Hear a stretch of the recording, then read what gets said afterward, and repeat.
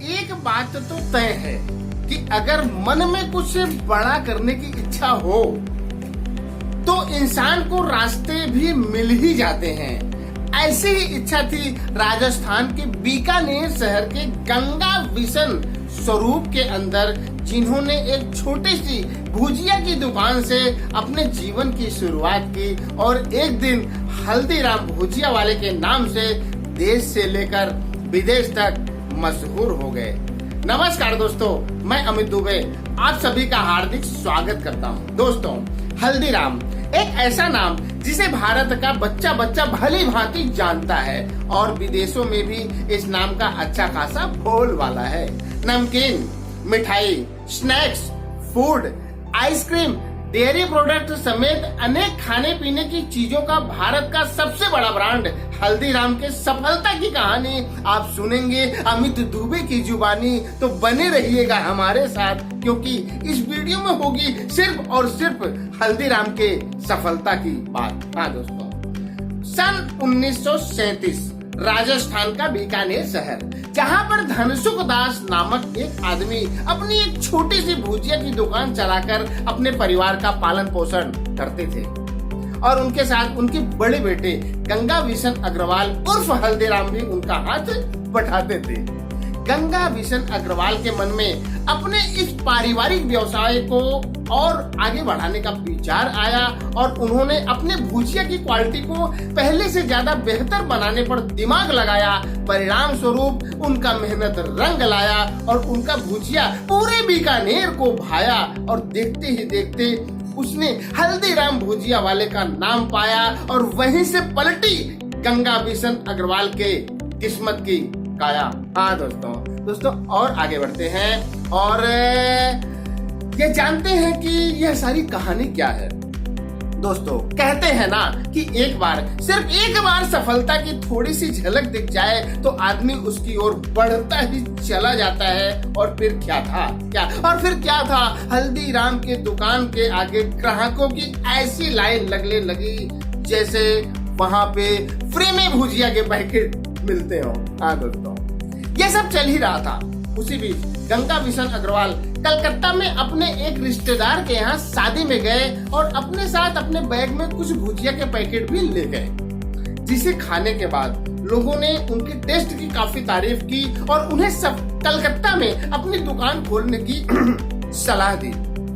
यह सलाह उन्हें भाया और जल्द ही उन्होंने इस पर कदम भी उठाया और कलकत्ता में भी हल्दीराम भुजिया वाला छाया। हाँ दोस्तों, फिर क्या था, एक बार गाड़ी जब चल पड़ती है तो चल ही पड़ती है।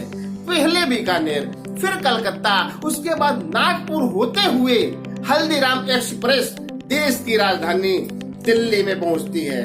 हाँ दोस्तों, वैसे भी चाहे कोई इंसान हो या फिर व्यापारिक संस्था, जब वह एक लंबा सफर तय करता है तो एक बात तो तय है कि उसमें बहुत सारे बदलाव आ जाते हैं, क्योंकि उस सफर में वह बहुत कुछ सीखने के साथ बहुत कुछ हासिल भी कर लेता है। जैसे हल्दीराम की शुरुआत सिर्फ भुजिया से हुई थी और बीकानेर, कलकत्ता, नागपुर होते हुए जब ये दिल्ली पहुंचते हैं तो ये सिर्फ भुजिया वाले न होकर हल्दीराम स्वीट्स बन चुके होते हैं।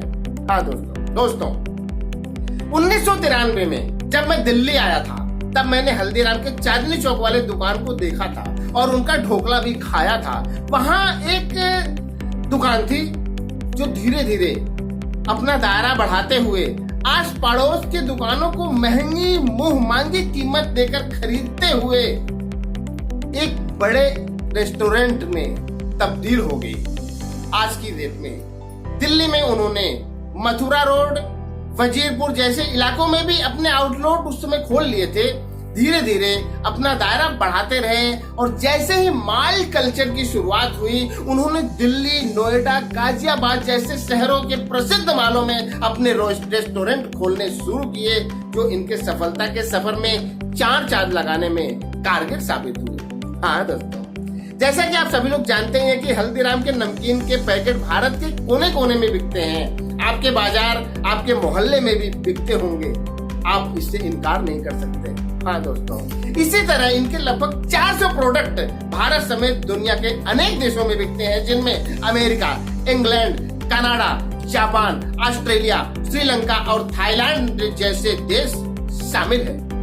आज हल्दीराम नमकीन से लेकर मिठाई तक, नाश्ते से लेकर खाने तक, डेयरी मिल्क, डेयरी प्रोडक्ट से लेकर बोतल बंद पेय पदार्थों तक के मामलों में भारत का सबसे बड़ा ब्रांड बन चुका है। इसमें कोई शक की बात नहीं है और इस बात से तो आप भी सहमत ही होंगे। हाँ दोस्तों अब सवाल यह उठता है कि 1937 में जो एक छोटी सी भुजिया की दुकान थी, उसने आज एक इतना बड़ा साम्राज्य कैसे स्थापित कर लिया। सीधी सी बात है, गंगा बिशन अग्रवाल की एक सोच जिसने उनके टेस्ट को बढ़ाया और टेस्ट ने ग्राहकों को बढ़ाया, ग्राहकों ने हल्दीराम को ब्रांड बनाया और समय समय पर इस ग्रुप ने अपना दायरा बढ़ाया। क्या समय समय पर इस ग्रुप ने अपना दायरा बढ़ाया, साथ में रिस्क भी उठाया और यह सब देखते हुए समय ने भी उन पर कृपा बरसाया, जिसके कारण एक ऐसा दिन आया कि हल्दीराम पूरी दुनिया में छाया। हाँ दोस्तों एक छोटी सी सोच आपके जीवन की दिशा को बदल सकती है। सिर्फ एक छोटी सी सोच। तो सोच क्या रहे हैं आप भी अपने व्यापार के बारे में कुछ ऐसा सोचें जो आपके ग्राहकों को भा जाए और आपका व्यापार भी छा जाए। इसके लिए आपको हमेशा समय के हिसाब से अपने सोच और प्रोडक्ट के साथ ही अपने ग्राहकों की रुचि को समझते हुए अपनी व्यापारिक रणनीति में सुधार करने होंगे। और अगर आप ऐसा कर पाएंगे तो आपके हालात भी सामान्य से बेहतर बन जाएंगे। आशा करता हूँ कि यह वीडियो आपको पसंद आया होगा। तो सोच क्या रहे हैं, क्या कर रहे हैं, क्या कर रहे हैं, इसे अपने दोस्तों के साथ अभी शेयर करें, लाइक करें, कमेंट करें और अभी तक हमारे चैनल को सब्सक्राइब नहीं किया है तो फौरन सब्सक्राइब करें और हाँ बेल आइकन दबाना ना भूलें। आज के लिए सिर्फ इतना ही, अगले वीडियो में हमारी फिर मुलाकात होगी। तब तक के लिए जय हिंद, जय भारत।